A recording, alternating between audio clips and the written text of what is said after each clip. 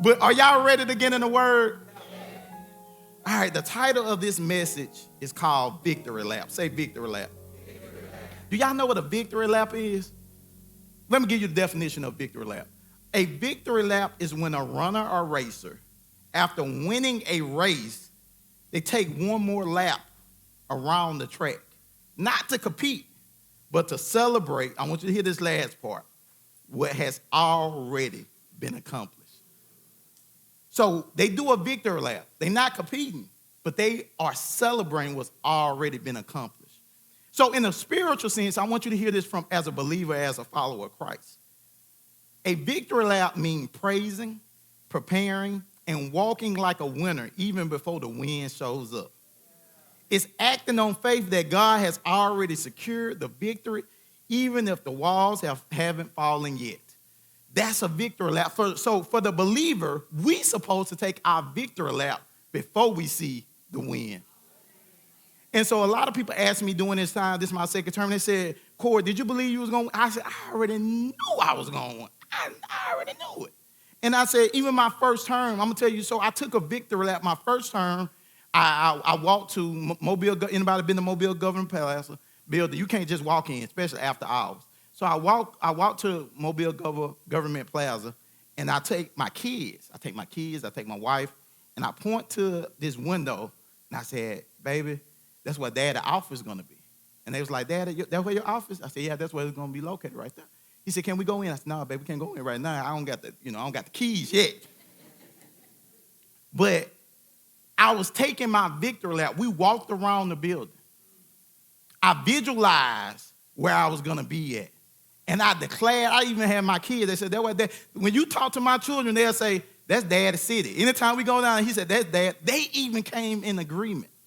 Now, do you know the exact office where I'm located right now? The window I pointed, that's my office. I took the victory lap before I saw the victory because I believe I was already there. And so a lot of times the problem is we don't see the victory.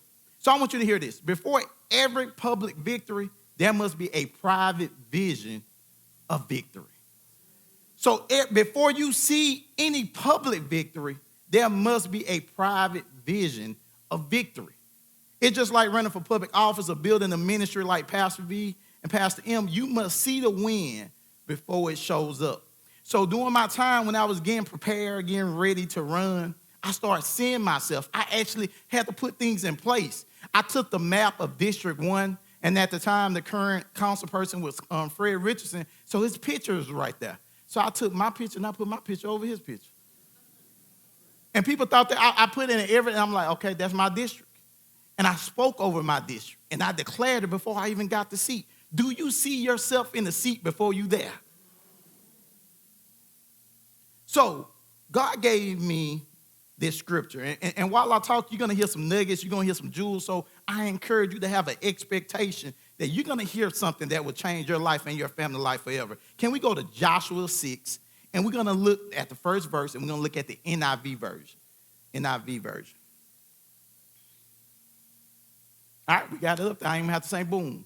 All right, now watch this. Now, the gates of Jericho were securely barred because of the Israelites. No one went out and no one came in. Then the Lord said to Joshua, say to me, so you got to get to a place where when you read the word, you have to visualize yourself in the word.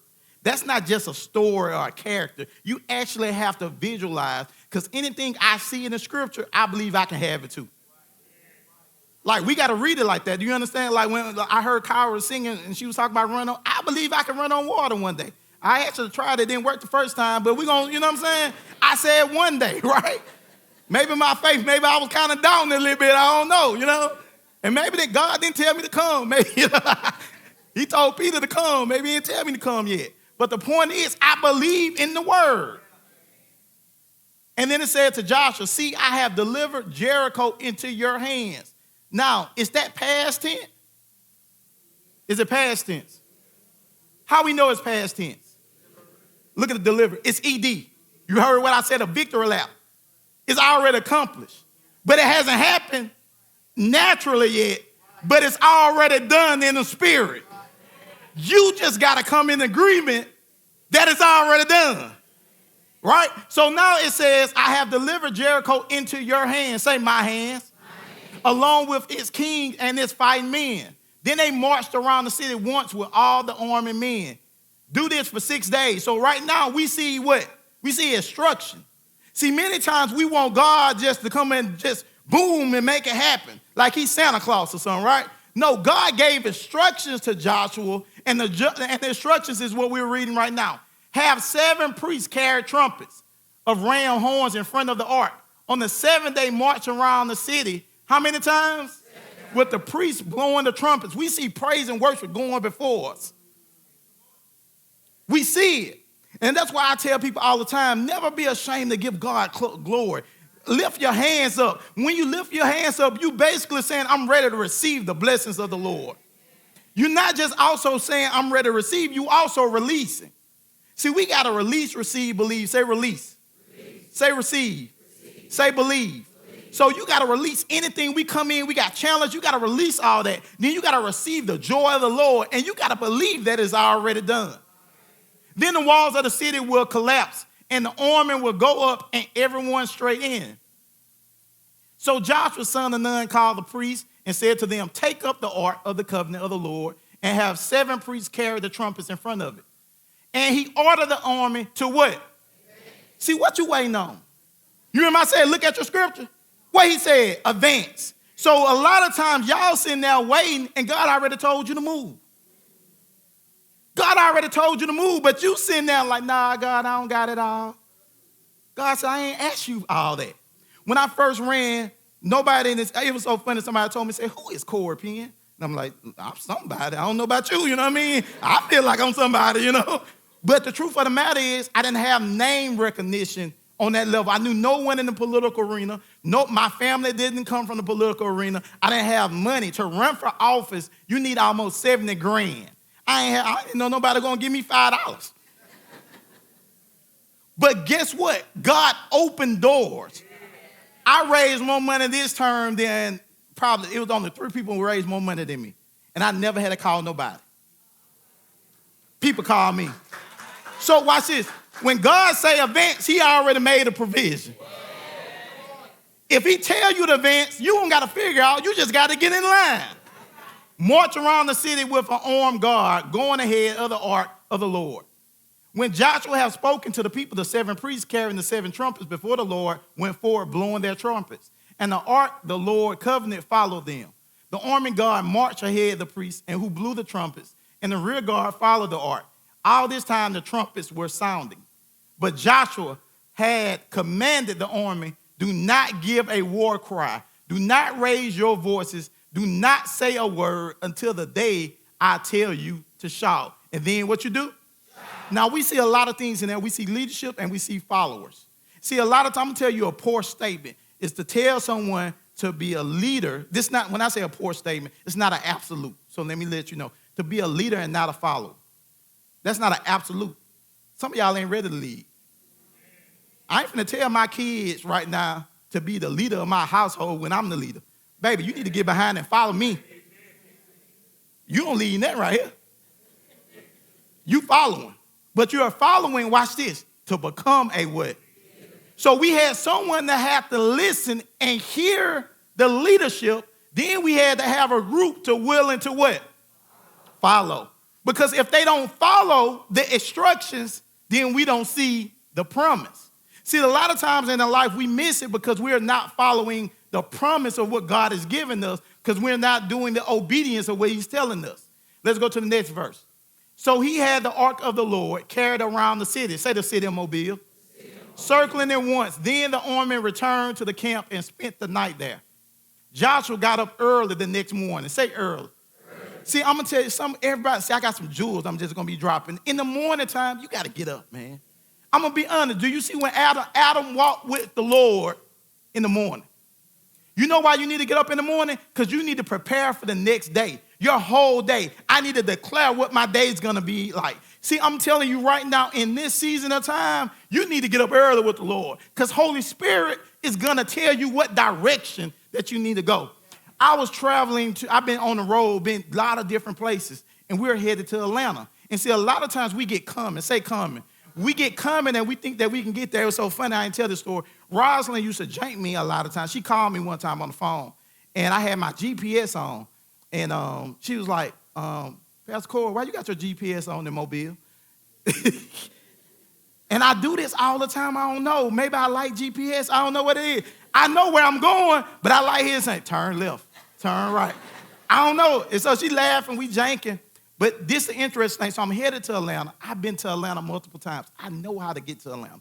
So that GPS told me to get off the interstate. And I'm like, get off the interstate? I don't want to get off there. Like, I know where I'm going. And then my wife, we had went to D.C., and the guy said, when you hear something, be obedient. So I was like, all right, I'm going to get off. So I got off. It was 10 exits. Take me to this backwoods. I'm like, where am I going? I should have stayed. But the GPS was guiding me around traffic. It was an accident. So if I would have listened because I got so coming where I'm going, I would have missed it. The GPS guided me. And see, that's the problem with a lot of us. We so coming and think we just going to wake up and do whatever I want. And you ain't spend no time with God. And that GPS, God positioning system, will tell you where you need to go now. You don't need to go the other way. You don't need to talk to that person today. But we don't spend no time. So Joshua got up early the next morning, and the priest took up the ark of the Lord. Then the 7 priests carrying the 7 trumpets went forward, marching before the ark of the Lord, blowing the trumpets. The armed men went ahead of them, and the rear guard followed the ark of the Lord while the trumpets kept sounding. So on the second day, they marched around the city, how many times? And returned to the camp. They did that for 6 days. On the 7th day, they got up at daybreak, marched around the city, how many times? 7. In the same manner, except that on that day, they circled the city, how many times? 7. So you hear instructions. It didn't say do whatever you feel like right now. It gave direct instructions, right? Let's go. Boom. Oh, we already on now. My bad. The 7th time around, when the priest sounded the trumpet blast, Joshua commanded the army, what? Shout. For the Lord has given you what? The Say the city of Mobile. See, I'm telling you, right way, we have the city of Mobile. And when I say right way, if you are connected, then that means you got the city. So what you mean, Pastor Corey, by having the city? Y'all are in systems, and the systems run the city. So when you're a leader, then now you run the city. Do y'all understand that? That means you have power wherever that area that God called you. Then watch this. The city and all that is in it are be devoted to the Lord. Only Rahab the prostitute and all who are with her and her house shall be spared, because she hid the spies we sent. But keep away from these devoted things, so that you would not bring about your own destructions by taking any of them. Otherwise, you will make the camp of Israel liable to destruction and bring trouble on it. All the silver, say mine. All the silver and gold and the articles of bronze and iron are sacred to the Lord and must go into his treasure. When the trumpet sounded, the army shouted. At the sound of the trumpet, when the men gave a loud shout, the wall would. So everyone charged straight in, and they would. Now, in the first verse, didn't God already tell Joshua he had the what? But we didn't see it yet, right? But now we see that what happened? He took the city. You know why they took the city? Because he was obedient. Now watch this. God, I was praying and I said, God, show me why you gave these people the instructions. Now, I don't know. I don't believe. So it's a couple things why God, it's certain things that you might not understand. But I realized this, that God can't do nothing on earth that he doesn't allow it based on the systems. Y'all ever see a building? I think it was in Florida one time, a building just collapsed. Y'all heard about that? The people was in the building and it just collapsed. And you're like, dang, what happened? It was a fault in the foundation. Something took place and the building collapsed. God was showing me one of the reason why he told the people to walk around, because he was shifting the foundation. So if he only would have did it one time and they shouted, it wouldn't have collapsed, because the foundation wasn't shifted. It needed 6 times. And the reason why they had to shout at the end, because the vibration had to shift the building. See, y'all, we don't want to follow the instruction. We asking God, give me the detail. God said, look, let me do my thing. But we don't realize that, guess what? God is doing something to shift your life, to make walls fall down. But we have to be what? Obedient. We have to be obedient to his word. So it's a couple things that we can learn from Joshua, and I want to share it. So the first thing is, The victory starts with hearing God's voice. Say God's voice. Joshua 6:2, the Lord said to Joshua, see, I have delivered Jericho into your hands. What have God already told you? Are you taking time to even hear God's voice? That's why I love worship. Worship removes distractions. It's supposed to.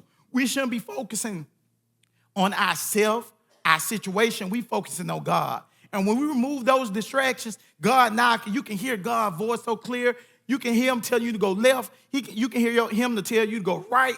When you do that, you open the door for wisdom in the area that you desire to go into. People asked me before, they said, Corey, how did you come up with the colors orange? I said, well, one, I did graduate from the best high school in the world. And y'all know what high school that is, right? That John L. LaFleur, right? You know, man. Yeah. So you hear some haters that like, why he talking about LaFleur? Our pastors went to LaFleur, they graduated, right? So that wasn't just the only reason, but God showed me orange when I was at Strategies, working with the church in Houston, and I wrote it down, and I didn't understand it at the time. But when later on, when I was doing my logo, one of the marketing guys told me, he said, man, you changed the game, because most people only use blue and red. He said, you chose orange, and that pops. So when they look, it made people want to do a double look. I ain't know none of that. God gave me that wisdom. Do you understand? I was able to hear God's voice. What's God's telling you right now? But you got to remove the distractions. Victory, the second thing, victory requires unusual instructions. They told Joshua to march around the city once with all the armed men. Do this for 6 days. They're like, what, God? Why you got me walking around here? See, that's the problem. A lot of times we question God when God is telling you to do something. Sometimes it's unusual instructions. I remember the first time can I be transparent? In 2017, I ran for office. I did not win. And after that, I asked God, because I know I heard God's voice. I said, God, you told me to run for office. I know you told me to run. So why would I lose? He said, baby, I'm telling you how God talked to me. He like, you didn't lose. You won. I said, nah, I lost. I looked at them numbers. I ain't win. He said, listen, I had to get your name out there. Because my predecessor was there for 25 years, and he said while we was running, he said, this is my last time running. He said, so I was preparing you for the next time. He said, so, and then it put my name out there where now people want to know more about me. So job opportunities came. So I made more money after that race too. So watch this. I didn't lose. I actually would. But I was looking to get the win in another place. So sometimes God will give you unusual instructions and it don't mean you're like, God, why are you doing it? But you have to be obedient. The third one, victory is a process, not a moment. I want you to hear it again. Victory is a process, not a moment. See, a lot of times we want God, we want to say, bam, like he's Santa Claus. No, it don't work like that. It's a process. Joshua 6:14, it says, on the second day, they marched around the city once. Then they returned back to the camp. Then they did that for 6 days. See, why you say, well, God, why you just didn't do it the first day? It's a process, and we don't know why God is doing something in that moment or in that process. But you got to understand that victory is a process and it's not a moment. They didn't win in one day. They walked it out day after day. It's a process. For 19 years, Pastor V and them have walked it out. It's been a process every moment. I remember the first time when we was at Holloway Elementary having our services over where Right Way was located. Then we moved to this location. Now we've got the whole doggone shopping center. Come on now. That's a process. That's a process. It's not a moment. So stop looking for moments and start say, okay, this is a process. The next part, victory requires silence endurance.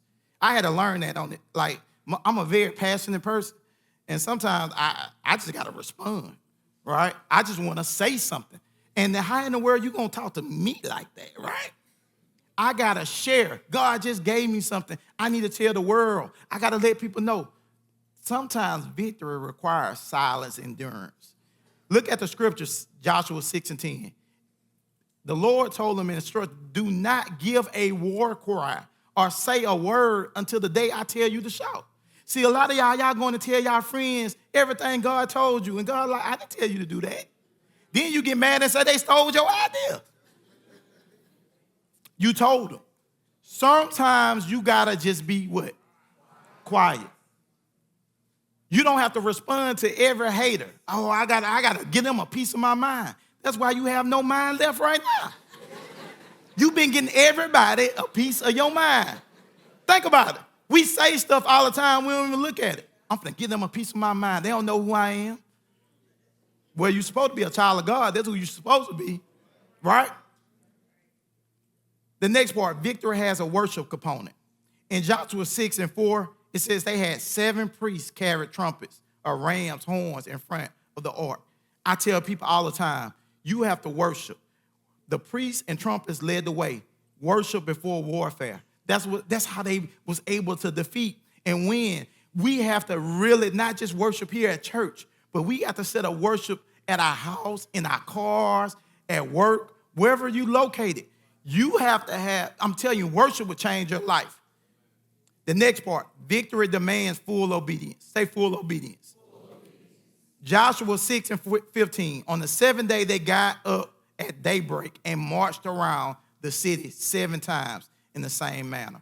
You have to understand that if you don't get to the place where God's telling you, it's because of your obedience.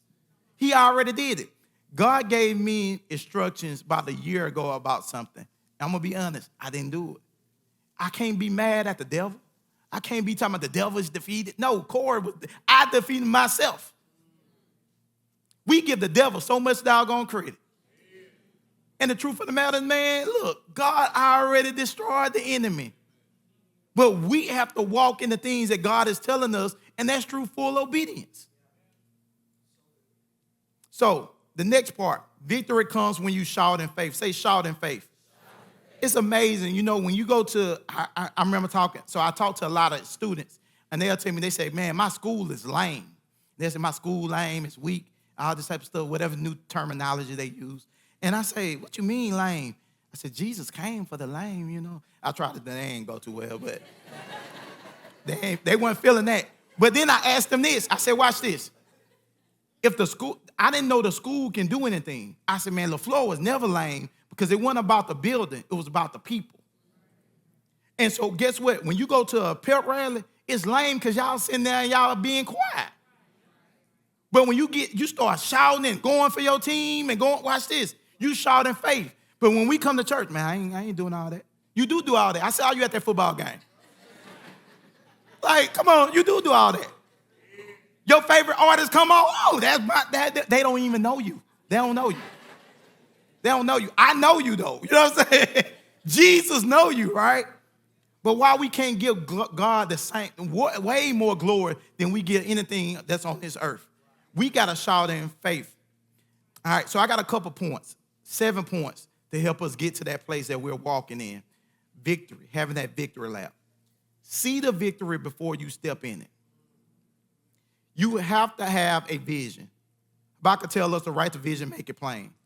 Vision gives victory direction. Before you ever arrive, you must see it in faith. I'm going to say it again. Vision gives victory direction. So the victory don't know where it's going because you don't have no vision. I created a vision for District 1. I created a vision for my house. And guess where I learned all that from? Right way. A lot of people, I'm telling you, people ask, I didn't have no mentor in the political arena. You know who was my mentor? Dr. V.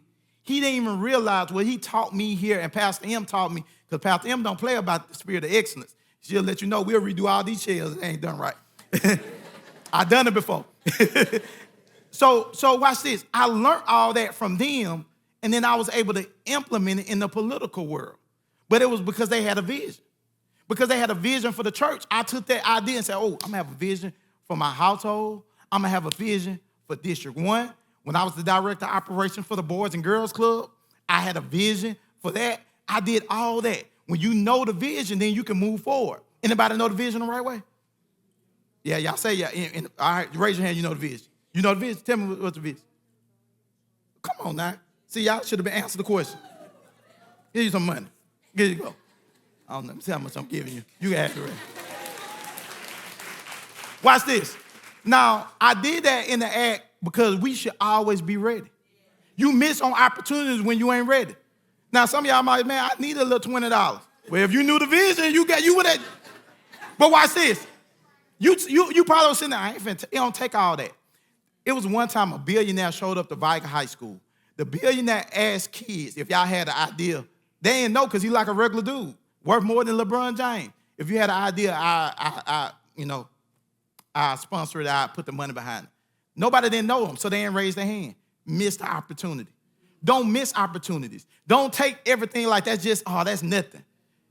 I tell people all the time, you never know who's going to come around. Guess what? But that's a vision. Vision tell you to be prepared.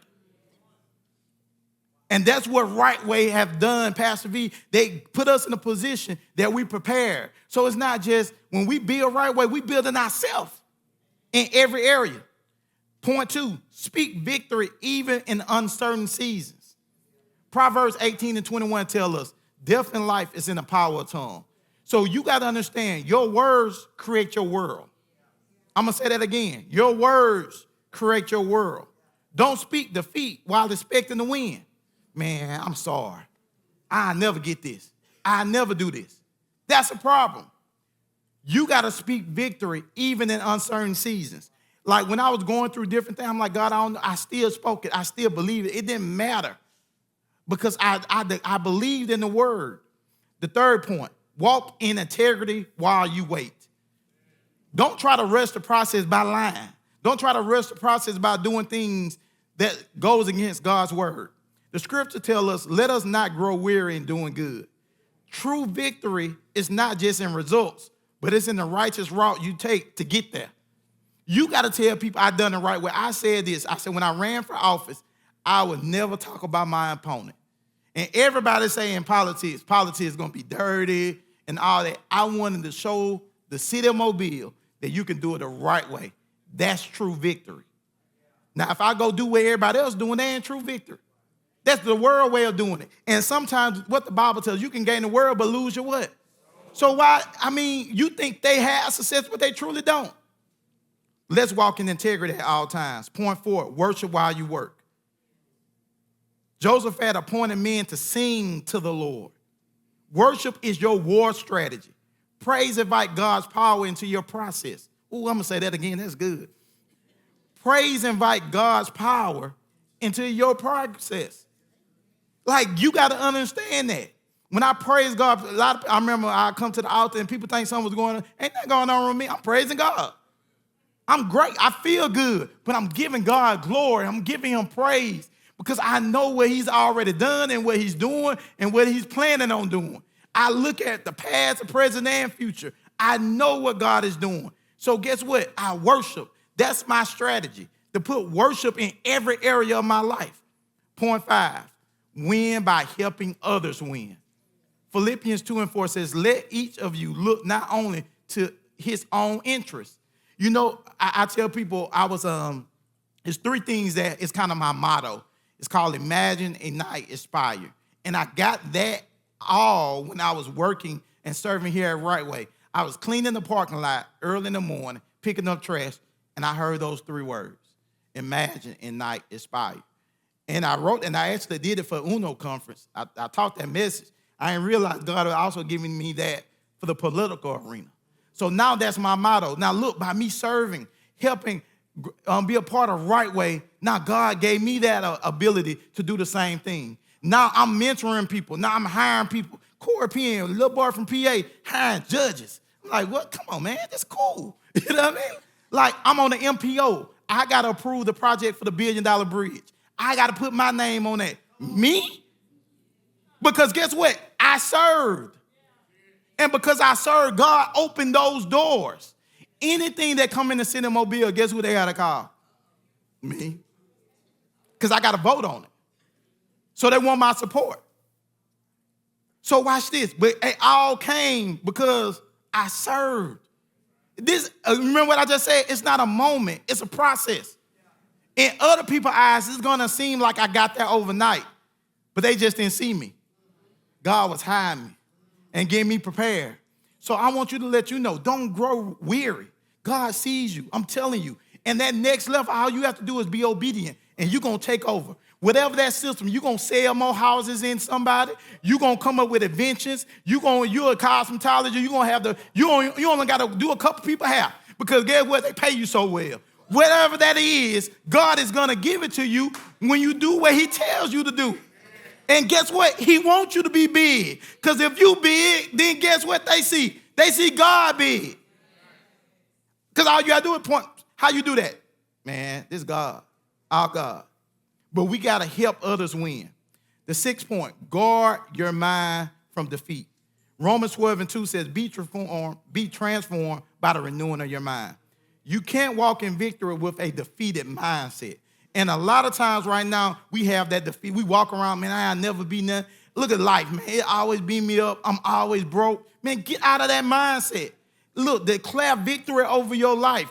Get you a confession. Just like we had corporate confession today, you do that same in your household. I tell my kids, we're going to be praying. Every morning we get up and we declare the word. We got a wall where everything that we would like to see, and we just check it off. And I get my kids to do it. I want them to see it. Get your family involved. But God says you got to guard your mind from defeat. And some of that is music too. So if I got some of y'all listen to that sad music.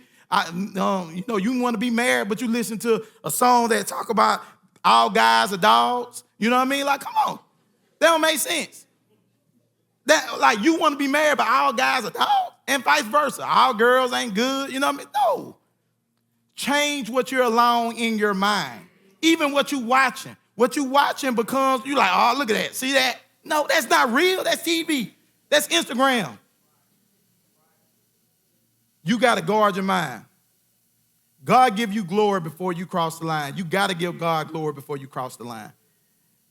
When the people shouted, the wall fell down flat. Praise is prophetic. It declares victory, and it provides breakthrough. So I just want to encourage you, don't get defeated. When God give you a vision, I tell people all the time this. These glasses, my daughter want to wear my glasses because they Meta. So I could talk to them. I could say, hey, Meta, and they talk to me and all that. It's pretty cool. I like it, right? And so my daughter wanted it. She was like, Dad, I'm like, nah, baby, these glasses cost too much for you. We're going to get them $20, $30 glasses for you right now. You ain't ready for it. And so she said, Dad, I'm ready for it. Let me try your glasses on. I said, baby, you cannot see out my glasses. I was like, if you put the glasses on, it's going to be blurred to you. So I gave it to her, and she looked out, and she was looking in the glasses. She said, Daddy, you're right. I can't see. I said, I know, because the vision, that prescription is designed for me. So a lot of times, you want people to see your vision. They can't see it because God got a prescription just for you. You can't get mad. You can't get mad if they can't see it. But watch this. But when my daughter realized, she said this anytime we travel, she said, Dad, I get in the car anywhere you go because I know you're going to take me there, because she trusts the vision. So sometimes in life, we got to get to a place where sometimes we the follower and sometimes we the leader. But in the end, you got to play your position, play your role, and you got to follow what God is giving you. And in the end, you have to take your victory lap. Are y'all ready to take your victory lap? Are y'all ready to take your victory lap?